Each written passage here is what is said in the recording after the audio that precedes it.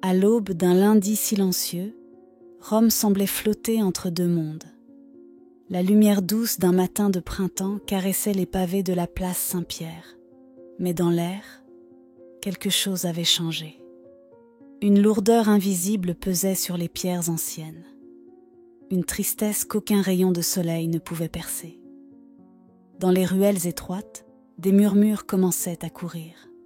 Puis, un mot, un nom, porté par le vent, le pape. Le pape est parti. En quelques instants, la nouvelle traversa Rome comme une onde de choc. Des pèlerins, encore vêtus de leurs habits de fête après les célébrations de Pâques, s'arrêtèrent, incrédules. Certains coururent vers la place, d'autres tombèrent à genoux, les larmes aux yeux. Le carillon des cloches retentit dans un écho lourd, brisant le cœur d'une ville entière. Le pape François, 266e successeur de Pierre, avait quitté ce monde. À 88 ans, il rendait son dernier souffle, à peine quelques heures après avoir béni des milliers de fidèles rassemblés pour l'Eucharistie pascale. Son dernier geste public avait été un geste d'amour, une main tremblante levée vers les enfants portés jusqu'à lui, un sourire fragile adressé à ceux qui cherchaient encore de l'espoir. Personne ne s'attendait à ce que cette apparition, même fragile, soit un adieu. Personne n'imaginait que, derrière ce sourire, un combat silencieux contre la douleur et la fatigue se jouait déjà. La veille encore, il était là, faible, mais présent. Assis dans son fauteuil roulant, drapé dans la blancheur de son habit pontifical, le pape François fut conduit à travers la mer humaine venue célébrer Pâques. À chaque pas lent de son cortège, les bras se levaient, tendant des enfants, des mains, des prières silencieuses. Il répondait avec tout ce qui lui restait, un sourire tremblant, une bénédiction esquissée du bout des doigts. Il s'arrêtait souvent demandant qu'on approche les plus fragiles, les tout petits, les oubliés. À cet instant, nul ne voyait un chef d'État. Il voyait un vieil homme brisé par la maladie, mais invincible dans son amour. Lorsque vint le moment de l'homélie, sa voix manqua à l'appel. C'est son fidèle assistant qui lut à haute voix les paroles du pontife, tandis que François, silencieux, écoutait, le regard perdu quelque part entre la foule et l'éternité. Son dernier message au monde fut un cri pour la paix. Il parla de Gaza, de l'Ukraine. Il dénonça le grand appétit de mort qui consumait l'humanité. Il supplia pour les affamés, pour ceux qui rêvaient encore, malgré tout, d'un avenir sans guerre. À cet instant précis, sans que personne ne le sache encore, le pape François livrait son testament spirituel, un appel à la bonté, à la fraternité, à la paix. Un dernier souffle offert au monde entier, comme une prière suspendue entre la terre et le ciel. Quelques heures plus tard, dans la douceur d'un matin de printemps, il quittait ce monde, en silence, comme il avait vécu, avec humilité. Bien avant les lumières de la place Saint-Pierre, bien avant les habits dorés et les foules en adoration, il n'était qu'un garçon parmi tant d'autres. Jorge Mario Bergoglio naît un jour d'hiver à Buenos Aires, dans un foyer modeste. Ses parents, immigrés italiens fuyant la montée du fascisme, lui enseignent dès l'enfance la valeur du travail, du courage et de la foi. Adolescent, il n'a rien d'un futur pape. Il travaille comme videur dans une boîte de nuit, puis comme technicien en chimie pour aider sa famille. Un jeune homme discret, sérieux, un peu en retrait, mais avec un regard qui, déjà, semble voir au-delà des apparences. Un jour, dans la pénombre d'une petite église argentine, une décision simple, mais irrévocable, éclot dans son cœur. Jorge décide de consacrer sa vie à Dieu. Il rejoint les jésuites, un ordre connu pour sa rigueur, son humilité et son amour du service. Année après année, dans l'ombre, il gravit les échelons, non pas en cherchant le pouvoir, mais en restant fidèle aux plus petits, aux plus oubliés. Et un jour, contre toute attente, lui, l'homme du bout du monde, est appelé à occuper le trône de Saint-Pierre. Premier pape venu des Amériques, premier pape jésuite, premier pape à choisir le nom de François, en hommage au saint des pauvres, François d'Assise. Ce choix de nom n'est pas anodin. C'est une promesse silencieuse, rester proche des humbles, même au sommet. Et François tiendra cette promesse. Dès ses premiers pas sur le trône de pierre, François fait souffler un vent nouveau sur le Vatican. Il refuse les fastes.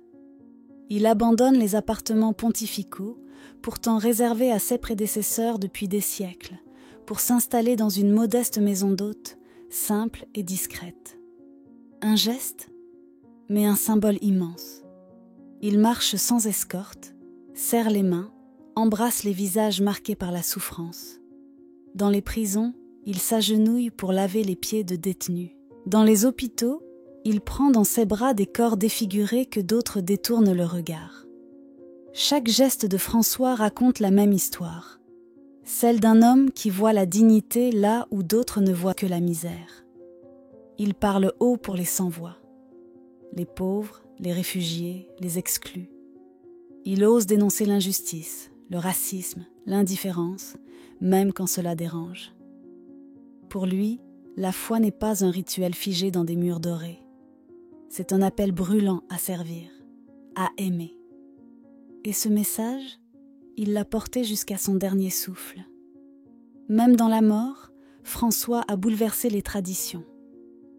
Habituellement, lorsqu'un pape rend son dernier souffle, un cérémonial immuable se met en marche.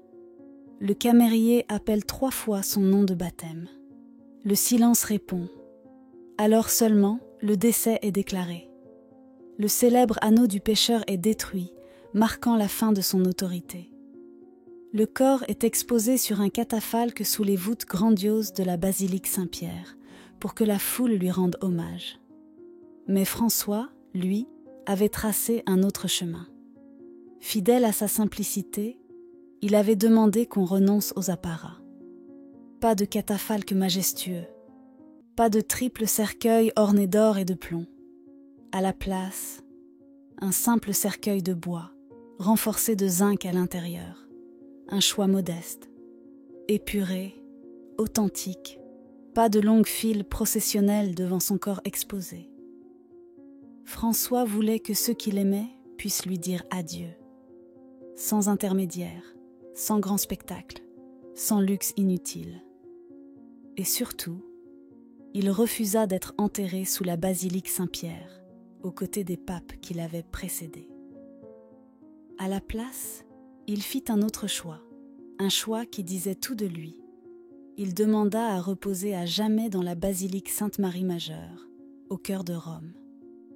Un lieu ouvert à tous, un sanctuaire accessible aux humbles, aux voyageurs, aux pèlerins anonymes.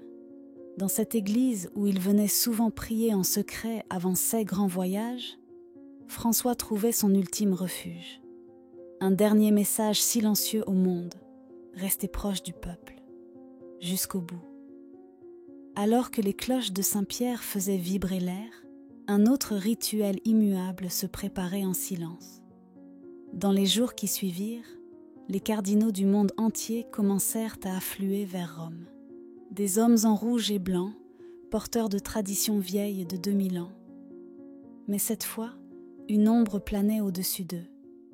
Comment succéder à François ? Après 9 jours de deuil, le conclave s'ouvrira dans la chapelle Sixtine. Les portes se fermeront. Les voix se mêleront dans la prière et dans le doute. À l'extérieur, des millions de regards seront tournés vers une cheminée. Dans l'attente fébrile de voir s'élever, enfin, la fumée blanche, signe qu'un nouveau guide aura été choisi. Mais au fond des cœurs, une autre certitude demeure. Aucun successeur ne pourra vraiment remplacer celui qui a su, avec humilité et courage, redonner un visage humain à l'Église. Le pape François n'était pas seulement un chef spirituel. Il était une main tendue, un regard porté vers les oubliés, un rappel vivant que la foi n'est pas un trône, mais un service, pas une couronne, mais une croix portée dans le silence et la lumière. En cette année sainte, où des millions de pèlerins se pressent à Rome pour chercher le pardon, son départ résonne avec une force encore plus grande. François, le pape venu du bout du monde, laisse derrière lui bien plus qu'un siège vide. Il laisse un chemin, un appel à construire des ponts, à tendre la main, à marcher humblement, même quand tout semble perdu. Et tandis que les cloches de la ville sonnent une dernière fois pour lui, une voix semble murmurer à travers le vent. Ne bâtissez pas des murs, mais des ponts. Une leçon, un héritage, un dernier souffle d'espérance que le temps n'effacera jamais.